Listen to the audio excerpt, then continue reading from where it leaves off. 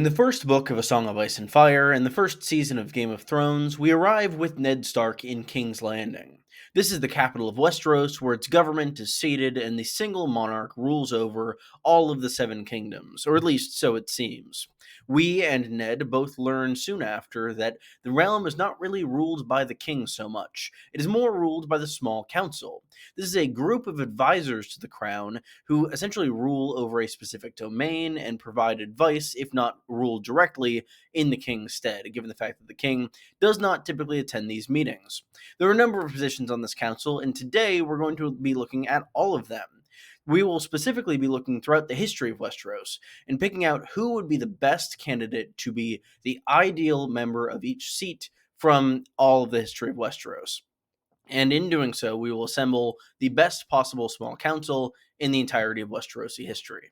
Discerning the ideal king of Westeros is a topic for another video, so that will be excluded from today's small council discussion. We'll stick strictly to the positions in this organization, of which there are 7. There is Hand of the King, who serves as the chief advisor and leader of the council in the king's absence. There's the Grand Maester, who is a chief, essentially scholar and medicine person. Doctor is the word I was looking for, to the crown. There's the Master of Coin, who serves as a treasurer and manages the crown's funds. There's the Master of Laws, who we really don't know a ton about their duties, but they are in charge of the laws of the realm, we would assume. There's a Master of Ships, who is the Chief Admiral to the crown. There's the Master of Whispers, a spy master to keep the council and the king informed on the goings-on in the kingdom. And lastly, there's the Lord Commander of the Kingsguard.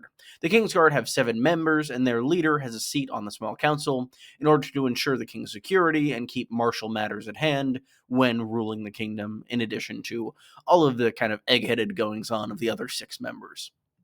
One extra thing on the rules, I'm only considering individuals who actually held each position for the best possible person in that position throughout history. Others who weren't related to those council seats would really be just kind of baseless speculation and could be a fun future video, but I won't include here. Also, if you enjoy, be sure to subscribe. Let's move on to the rankings. We're going to kind of go in reverse order of importance to the council in terms of figuring out who would be the best person from history to fill each position. First and foremost, we're going to begin with the Master of Laws. This is where I will specify that I'm talking about the book canon rather than the show canon. If we were going by the show canon, I think you could make a pretty strong argument for Lionel Strong, but in the books, we really don't know much about what he does or his overall accomplishments, whereas in the show, we see him to be a very capable advisor throughout his entire time there. He was one of my favorite characters for the 6 episodes in which he appeared. That said, out of all of the people who have served as Master of Laws throughout the history of Westeros, I honestly think the best is one of the most recent. I think Kevin Lannister is a pretty great Master of Laws. He's shown to be fairly just throughout his time in power, and we do get a chapter from his perspective at the end of A Dance with Dragons, and he does seem to be kind of an even-handed individual who is trying his best to better the kingdom and overall ensure the stability of the crown. That said, he doesn't serve for all that long, but there really aren't a ton of great Masters of Laws throughout the history. Daemon Targaryen was a Master of Laws briefly, but I don't think he'd be great at it. There's also Ironrod, who we see later on in House of the Dragon, who is famous for some other reasons, namely his many, many, many children.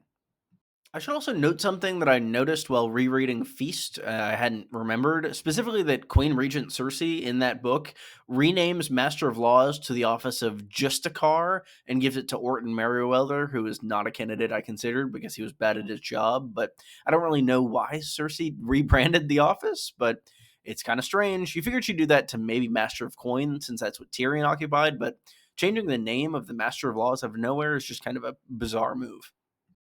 Up next is the Lord Commander of the Kingsguard. I already have an entire video dedicated to my 7 ideal members of this organization, and I think my pick for the Lord Commander of the ideal Kingsguard does stand as the ideal Lord Commander on the Council as well. That being Sir Duncan the Tall from the Tales of Duncan Egg novels and the reign of Aegon V Targaryen. Dunk is shown time and time again to be a truly good man, and more importantly, a true knight. He has the best interests of the king at heart, and what's more, given his background as a peasant, it seems as though he'll have more kind of concern for the common people in the realm. This isn't really something that the Lord Commander of the Kingsguard deals with much, but in terms of actually being a voice on the council, I really like the idea that Lord Duncan the Tall, Sir Duncan the Tall, could serve as a voice for the common people as opposed to some of the more nobility oriented individuals who have served as Lord Commander of the Kingsguard in the past. Other people in consideration were the various members of the Kingsguard who are viewpoints in the main series, but overall they're really not great candidates. Eris breaks his vows immediately upon us meeting him and then runs headfirst into a pole axe. Jamie is probably the worst Kingsguard to ever live, just by accomplishments. And Barristan is great at combat, but does accidentally do a coup in Marine, which I do count against his overall performance. Next up is Master of Ships, and it's very clearly Arain Waters. In seriousness, I considered a lot of the candidates. This is one of the more prolific offices, at least in terms of the history and the individuals who've held it, but you really can't give it to anyone but Corlys Velaryon. This is the first of two House of the Dragon picks on my list, and I think that overall, he is just an incredible man who has a fantastic track record. He pretty much single-handedly cleans up a lot of the naval problems that exist throughout Viserys's reigns, in addition to the Dance of the Dragons itself, and his record as an explorer is just incredible. He has an entire hall simply dedicated to stuff he stole from his million voyages, and it's to the point where we already are getting a show about many of his voyages going forward. I think it was recently revealed to be animated, which I'm pretty excited to see, though I'd say more excited for Duncan Egg.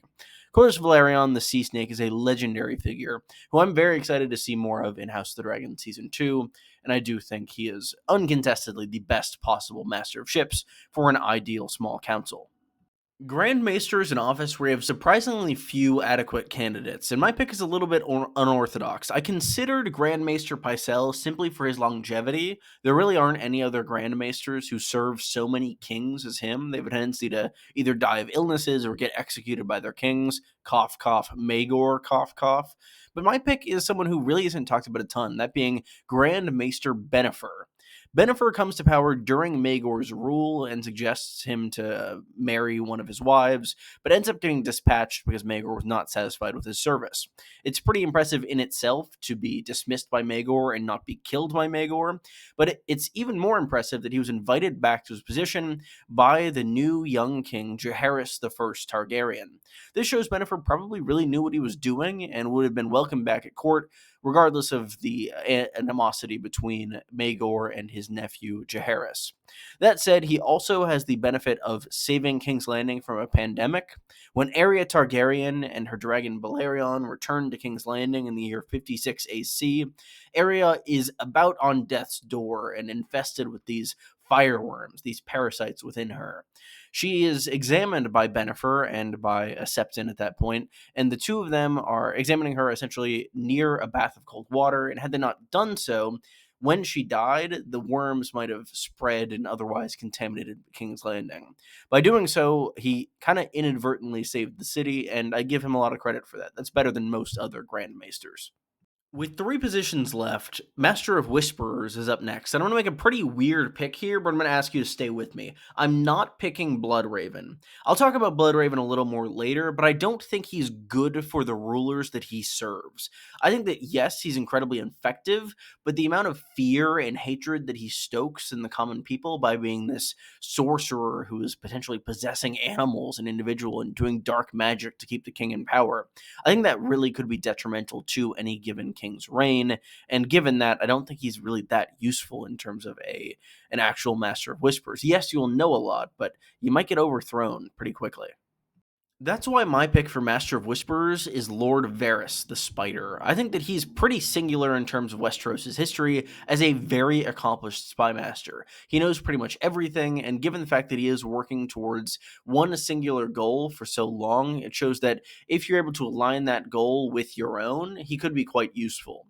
Given the fact that he has this very ornate network of his little birds and individuals in his employ, he does have a lot of influence and it seems more knowledge than anyone else at court. He's quite useful to Tyrion throughout his time in A Clash of Kings, and overall he seems to be fairly helpful and most of the time preserving peace in the interest of maybe advancing his goals and advancing Aegon, but I don't question that once Aegon takes the throne, Varys will be probably the best Master of Whisperers he could possibly ask for.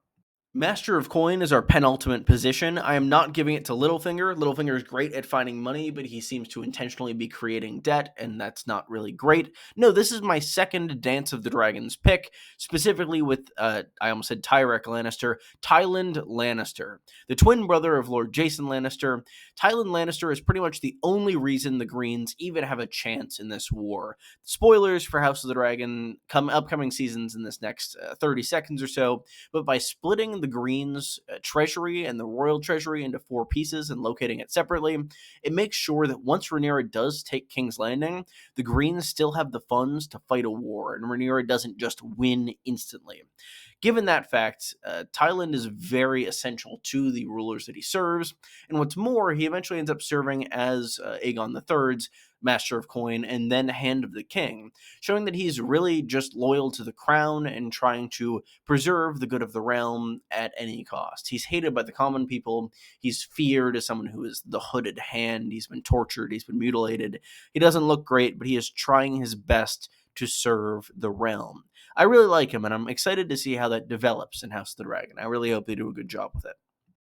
Last up, Hand of the King is my least surprising pick of the day. I haven't talked about him in a dog's age, but Viserys II Targaryen is far and away the best Hand of the King we've ever seen. He ruled in the stead of three kings, all of which did not really want to rule. Aegon III, very understandably, just wanted to sulk and be emo.